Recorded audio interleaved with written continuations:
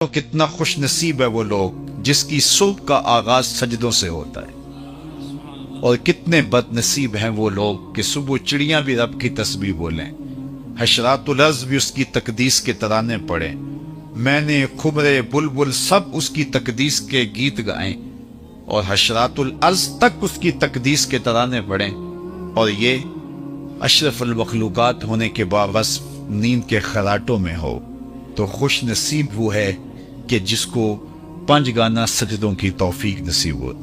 قیامت کے دن اللہ تعالیٰ جل شانہ اپنے حضور بندوں کو سجدہ ریز ہونے کا حکم دے گا۔ آج کوئی سجدہ کرتا ہے یا نہیں کرتا تو اس دن نہیں چاہے گا کہ میں سجدہ نہ کروں، اس دن تو وہ جھکنا چاہے گا، لیکن بے نمازی کی کمر اکڑ جائے گی، آرزو رکھنے کے باوجود وہ سجدہ ریز نہیں ہو سکے گا۔ اور آپ جانتے ہیں قیامت کے دن جس صف میں نمرود، فرعون، حامان، قارون دشمنان خدا کھڑے ہوں گے، اس صف میں بے نمازی کو کھڑا کر اللہ، کوئی شخص یہ گوارا کرتا ہے جہاں اللہ اس کے رسول کے دشمن کھڑے ہوں میں بھی وہاں، اور اس صف پہ رحمتیں نہیں لعنتیں برس رہی ہوں گی، تو کیا بد نصیبی ہوگی ان لوگوں کے لیے جنہیں سجدوں کی توفیق نہیں۔ میں بار بار کہتا ہوں کہ جب اللہ کسی سے ناراض ہوتا ہے رزق نہیں چھینتا، آب و دانہ بد نہیں کرتا، چاند سورج کو اس کے آنگن میں روشنی ڈالنے سے روکتا نہیں، ہواؤں کو آکسیجن کو نہیں روکتا، جب اللہ کسی سے ناراض ہو جاتا ہے سجدے کی توفیق چھین لیتا، اسے اپنے حضور جھکنے کی توفیق نہیں دیتا، تو اس کی جناب سے سجدوں کی توفیق مانگو۔ خوش نصیب ہیں وہ لوگ جو اپنے زندگی کو سجدوں سے آباد رکھتے ہیں۔ زندگی آمد برائے بندگی، زندگی بے بندگی شرمندگی۔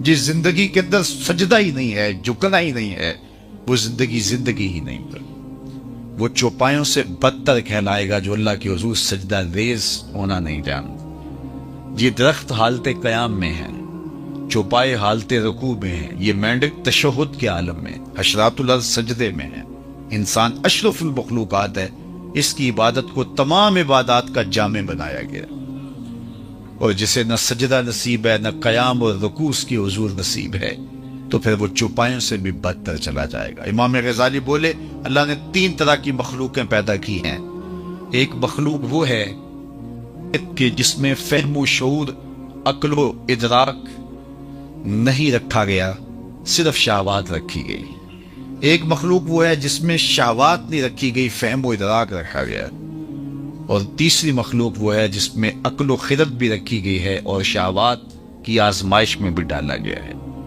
جس میں صرف شہوات ہیں وہ چوپائے ہیں، بہائم ہیں، حشرات الارض ہیں، جن میں عقل و شعور اور فہم رکھا گیا، شہوات نہیں رکھی گئی، وہ فرشتے ہیں، اور جس میں یہ دونوں چیزیں رکھی گئی ہیں وہ حضرت انسان ہے۔ اب اگر یہ اپنی شہوات کو، خواہشات نفسانیہ کو قابو میں کر لیتا ہے اور عقل و خرد سے کام لیتا ہے تو فرشتوں سے بھی بہتر کہلاتا ہے، اور اگر یہ اپنی خواہشات کا غلام بن جاتا ہے تو چوپایوں سے بھی بدتر۔ تو ہم اس دو راہ پہ کھڑے، اللہ نے ہمیں بتا دیا، خیر کا رستہ بھی بتا دیا، شر کا رستہ بھی بتا دیا، انا ہدیناہ السبیل اما شاکرا و اما کفورا۔ حضرت انسان کو اللہ نے ہدایت سے محروم نہیں رکھا، یہ واضح میں رکھی ہے، اس کائنات کا پہلا انسان، پہلا نبی بھی ہے، کبھی بھی حضرت انسان کو اللہ نے ہدایت سے محروم نہیں رکھا، اور فطری اور جبلی ہدایت اللہ نے حضرت انسان کے سینے میں رکھی ہے، بلکہ یہ ہدایت جو جبلی ہے یہ تو اللہ نے جانوروں کو بھی دی ہے، ان کی فطرت کے اندر بھی رکھا ہے۔ وہ آپ نے کبھی دیکھا ہو کہ مرغی جب کڑک بیٹھ جائے اور ضد کرے کہ میں اب انڈے نہیں دوں گی تو اس کے نیچے پھر انڈے ڈالے جاتے ہیں، اور وہ پھر 21 دن تک ان انڈوں پر اپنے سینے کی حرارت، گرمی اور توجہ مبذول کرتی، اور آپ جانتے ہیں کہ بطخ کڑک نہیں بیٹھتی، اس لیے کہ بطخ پانی کے بغیر رہ ہی نہیں سکتی، تو بطخ کے بچے حاصل کرنے کے لیے بطخ کے انڈے بھی مرغی کے نیچے ڈالے جاتے، تو جب مرغی ان انڈوں کو سینچتی ہے اور اپنے سینے کی حرارت اور توجہ دیتی ہے، 21 دن کے بعد ان مردہ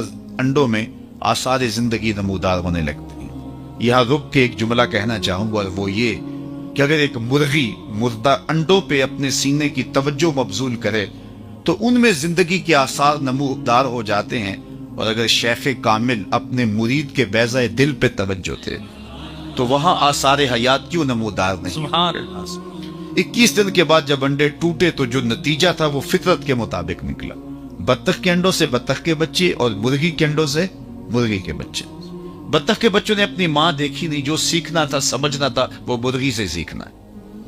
تو چند دن تو گھر والوں نے بطخ کے بچوں کو اور مرغی کے بچوں کو مرغی سمیت باہر نہیں جانے دیا، چھوٹے ہیں ابھی، کبا مضبوط نہیں ہے، کوئی کبا اچک لے گا، بلی اٹھا لے گی، کوئی گرج اٹھا کے لے جائے گی۔ 2 4 5 دن کے بعد جب ان کے کبا تھوڑے مضبوط ہونے لگے تو گھر والوں نے مرغی کو بچوں سمیت گھر سے باہر نکالا، کھلی جگہ آئی، اس کے آگے جوہر آ گیا۔ جب تالاب آیا تو بطخ کے بچوں نے نہ آؤ دیکھا نہ تاؤ، چھلانگ لگائی اور تیرنے لگے۔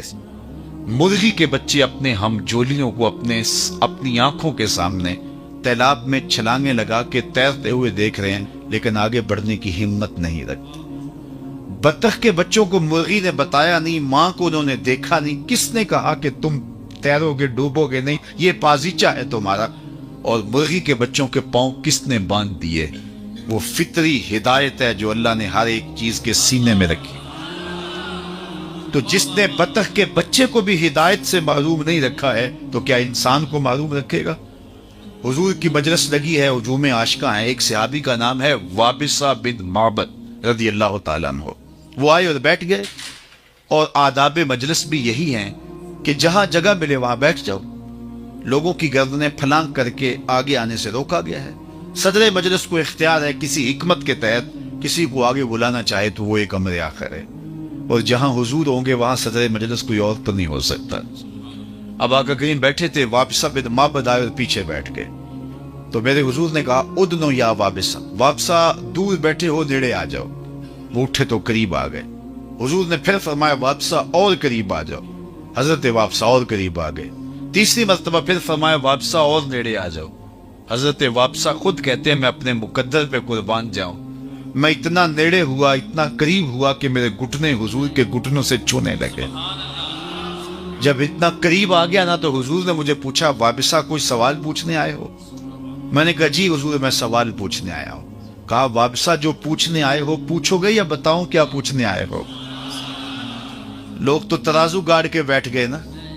میں تو کہا کرتا ہوں ڈٹھے ورق قرآن دے پھول سارے، تیری شان جیا نہیں کوئی اور ڈٹھا، تیری شان دا کرے مقابلہ جیڑا انہوں عاشقاں اصلی چور ڈٹھا، کوئی نور آکھے کوئی بشر آکھے، پیدا رات دنے ایہو شور ڈٹھا، اللہ والیاں گل مکا دیتی تساں ہور ڈٹھا اساں ہور۔ تم نے حلیمہ کی بکریوں کے پیچھے پیچھے دیکھا ہے، سدرہ پر جبریل کے آگے آگے نہیں دیکھا۔ اللہ اکبر۔ تو کہا وابصہ جو سوال پوچھنے آئے ہو وہ تم پوچھو گے یا خود بتاؤں کیا پوچھنے آئے ہو؟ انہوں نے کہا حضور اگر آپ بتا دیں پھر تو حد ہو جائے۔ فرمایا تم خیر اور شر کے بارے میں پوچھنے آئے ہو، اچھائی کیا ہوتی ہے برائی کیا ہوتی، یہ تم پوچھنے آئے ہو نا؟ عرض کی جی حضور یہی پوچھنے آیا۔ تو فضرب علی صدرہ فقال استفت من قلبک، حضور نے یہ 3 انگلیاں جوڑ کے حضرت وابصہ کے دل والی جگہ پہ یوں ماری اور فرمایا تیرے اندر مفتی بیٹھا اس سے پوچھ لے، یہی بتا دے گا خیر کیا ہے شر کیا، اچھائی کیا ہے برائی کیا ہے، یہ میرے اور آپ کے اندر رکھ دی گئی۔ ہمارا اگر غلطی کرنے لگے ضمیر گھنٹیاں بجاتا تم غلط کر رہے ہو، کسی کی انچ دبانے لگے، کسی کا حق غصب کرنے لگے، کسی پہ ظلم کرنے لگے تو اندر سے گھنٹیاں بجتی ہیں تم غلط یہ فطری ہدایت ہے۔ تو اللہ نے حضرت انسان کو ہدایت سے محروم نہیں رکھا ہے، اس کو فطری ہدایت سے نوازا ہے۔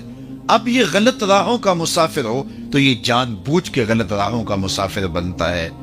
تو یہ ہدایت فطریہ کے تحت اپنی زندگی کو خیر کی راہوں پہ ڈالے اور اچھائی کی راہوں پہ چلے، تو تاکہ زندگی کا حقیقی نور اور زندگی کا حقیقی جمال اسے نصیب ہو۔